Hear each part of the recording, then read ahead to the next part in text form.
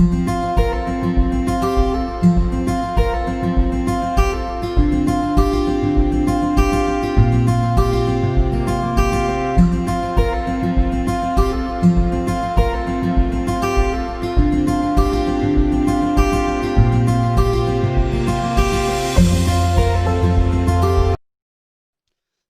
નાપા કન્યા NK virtual સ્ટુડિયોમાં હું સંજય કુમાર અવજીભાઈ પરમાર અહેમદનગર પ્રાથમિક શાળા ફરીથી એકવાર આપણું હાર્દિક સ્વાગત કરું છું.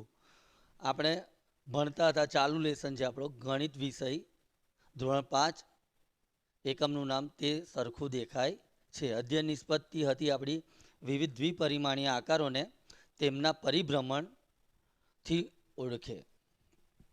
હવે આપણે આગળ ભણ્યા એની આગળ થોડું હવે ભણીશું. હવે તો અહીં આગળ અડધો આંટો ફેરવવાથી એમનું એમ, મતલબ કે આ આપેલી આકૃતિઓને અડધો આંટો ફેરવવાથી એનો આકાર એવો ને એવો જ દેખાય છે. તો અહીં કેટલીક આપણને આકૃતિઓ આપેલી છે તો જોઈશું. આ પહેલી આકૃતિ ચોરસ છે, એને અડધો આંટો એટલે ઊંધું કરવાથી, એને ઊંધું કરશો તો એ પણ આવી જ દેખાશે, એમની એમ જ દેખાય.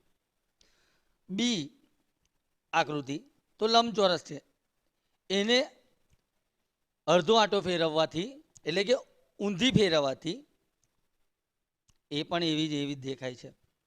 સીમાં વર્તુળ આપેલું છે, એને પણ અડધો આંટો ફેરવવાથી એ આકૃતિ એવી ને એવી જ રહે છે.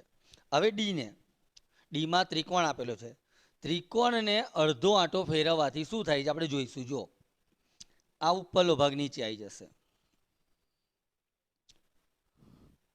અહીં આગળ આ આકૃતિ એવી ને એવી રહેતી નથી.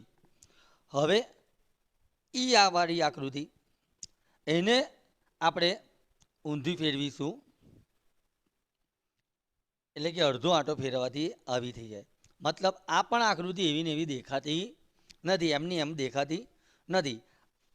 એફની આકૃતિ ફેરવીશું તો એને પણ અડધો આંટો ફેરવવી જોઈએ આપણે, તો એ એવી ને એવી દેખાય.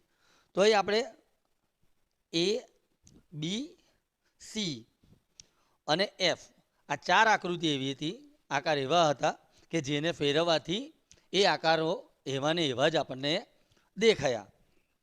આ બે ડી નંબરની આકૃતિ અને ઈ નંબરની આકૃતિ એને અડધો આંટો ફેરવવાથી એના આકારમાં ફેરફાર થાય છે કે એ મતલબ એવી ને એવી દેખાતી નથી. હવે આગળ આપણે મહાવરો જોઈશું. અહીં મહાવરામાં આપણને પહેલો પોઈન્ટ આપેલો છે કે અંગ્રેજી મૂળાક્ષરોમાં એવા કયા અક્ષરો છે જેને અડધો આંટો ફેરવવાથી મૂળ અક્ષરો જેવા જ દેખાય. તો આપણે સહેજ એક પ્રવૃત્તિ દ્વારા જોઈશું.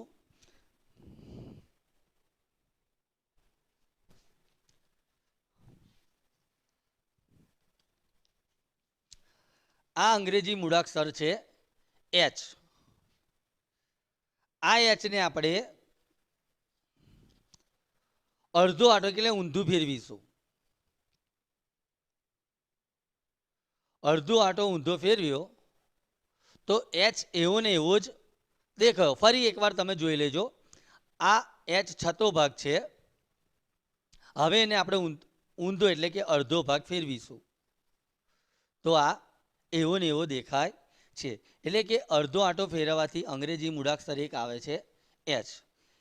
એચ પછી આવશે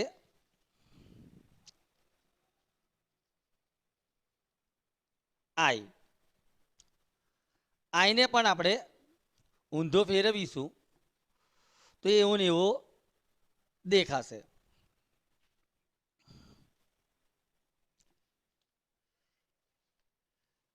આ એવા બીજા અક્ષરો છે કે તમે જોશો કે આપણે ઊંધા ફેરવીશું ને તો એવા ને એવા જ દેખાશે. આપણે પહેલાં બોર્ડ પર એને લખી લઈશું.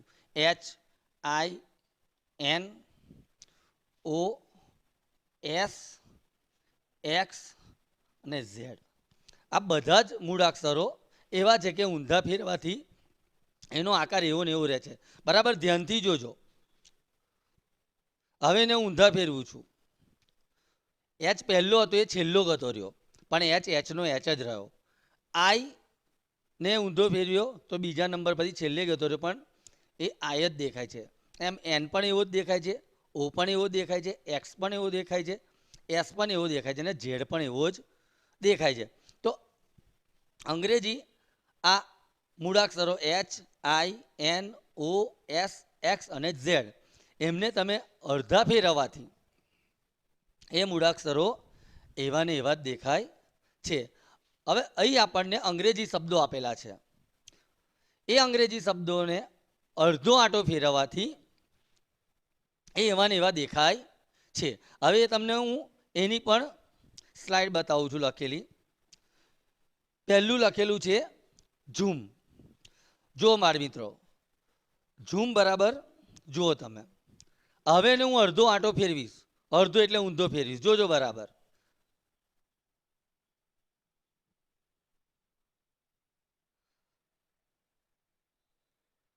તો આ એવું ને એવું દેખાયો કે ના દેખાયો તમારે જોવાનું.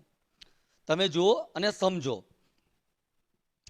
તો આ ઝૂમને આપણે અડધું ફેરવ્યું તો આવું થઈ ગયું.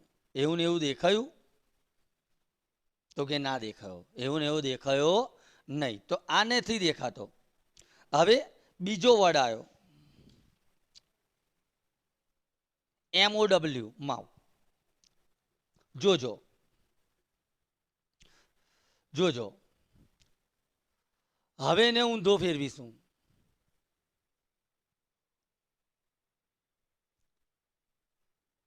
તો કેવો આકાર પડ્યો? પાછો પાછો માવનો માવ થઈ ગયો.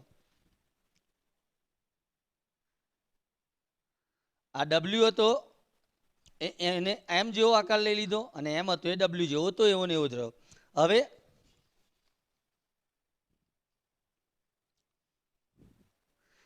સ્વિમ્સ.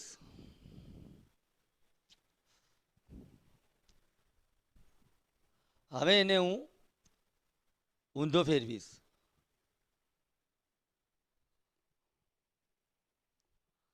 તો પણ એ સ્વિમ્સ જ રહ્યો. બાળ મિત્રો બરાબર ધ્યાનથી જોજો. તો એ પણ એવો ને એવો જ રહ્યો. હવે સીસ, SIS, ફોર્થ નંબરનો વર્ડ આવ્યો. હવે એને હું ફેરવીશ અડધો આવ. એ પણ એવો ને એવો જ રહે છે.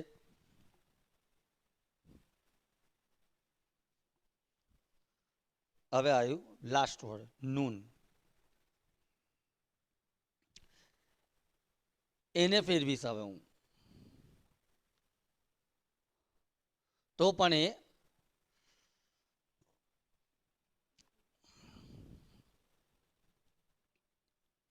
એવો ને એવો રહ્યો. હવે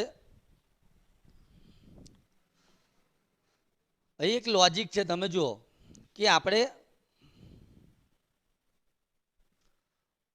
અંગ્રેજી મૂળાક્ષરો પહેલા જોયા, HINOSX અને ઝેડ. એવા મૂળાક્ષરો હતા કે જેને અડધો આંટો ફેરવો તો એવો ને એવો જ આકાર રહેતો હતો. એના પછી શબ્દો આવ્યા. તો તમે ધ્યાનથી જુઓ કે જે આ એક ઝૂમ એવું હતું કે એને અડધો આંટો ફેરવવાથી એ એવો ને એવો શબ્દ બનતો નહોતો. પણ એ જુઓ, જેમ કે માવને અડધો આંટો આપણે ફેરવ્યો તો પાછું માવ બન્યું. તો એમાં 3 મૂળાક્ષરો આવ્યા, MOW. તો એ એવા હતા કે જેમાં ઉપર આવતા હતા. એમ આની અંદર આવતા મૂળાક્ષરો એ આપણે આગળ જોયા, જેને છૂટા છવાયા જોયા, આપણે એક એક કરીને જોયા મૂળાક્ષરો. આ શબ્દ બન્યો. તો ઉપર આવેલા જ મૂળાક્ષરો એ આ વર્ડ્સમાં આવી ગયા. હવે આપણે આયા 0 થી 9 સુધીના અંકોને અડધા આંટામાં ફેરવો. તેમાંથી કયા અંકો મૂળ અંક જેવા દેખાય છે? તો પહેલો સૌપ્રથમ મૂળાક્ષર 1, 0 થી 9 સુધીમાં. તો આ 1 લખેલો છે, એને આપણે અડધો આંટો ફેરવીશું તો એ 1 નો 1 જ રહે છે, એનો આકાર બદલાતો નથી. તો એ આવ્યું 1. એના પછી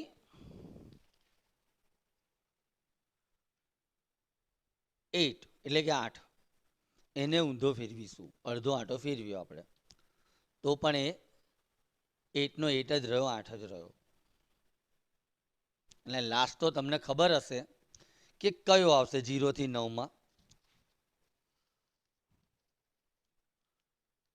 જેમ અંગ્રેજીમાં ઓ આવ્યો એમાં 0 થી 9ના અંકમાં 0, જેને આપણે અડધો આંટો ફેરવીશું તો એ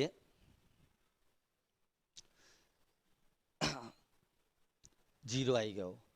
આ તો મેં તમને સમજાવવા માટે જે આવતા હતા એ મૂળાક્ષરો લીધા, પણ તમે 2 ને લઈને લખો કાર્ડશીટ પર, એને ઊંધો ફેરવીજો એટલે તમને ખબર પડશે કે 2 પાછો 2 બનશે નહીં. 3 ને ફેરવશો તો પણ નહીં બને, 4 ને ફેરવશો તો પણ નહીં બને, 5 ને ફેરવશો તો પણ એ નહીં બને, 6 ને ફેરવશો તો પણ નહીં બને. આપણે જોઈ જોઈએ કે એક ઉદાહરણ તરીકે તમને સમજાવો. આપણે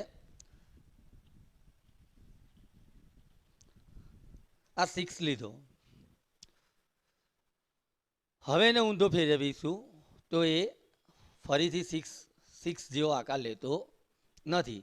તો તમે આની ઘેર પ્રેક્ટિસ કરી શકો છો 0 થી 9ના અંકોની અને ABCDના તમામ મૂળાક્ષરોની A to Zની. બરાબર. હવે અહીં આગળ 2, 3 અને 4 અંકવાળી સંખ્યાઓ એવી કઈ છે જેને અડધો આંટો ફેરવતા એની એ જ આવે છે? તો આપણે જોઈશું. તો આપણે મૂળાક્ષરો જોયા તો 2 અંકની આપણે જોઈશું આગળ કે 2 અંકની કઈ આવશે? તો 1 આવે છે એટલે કે 11, 11,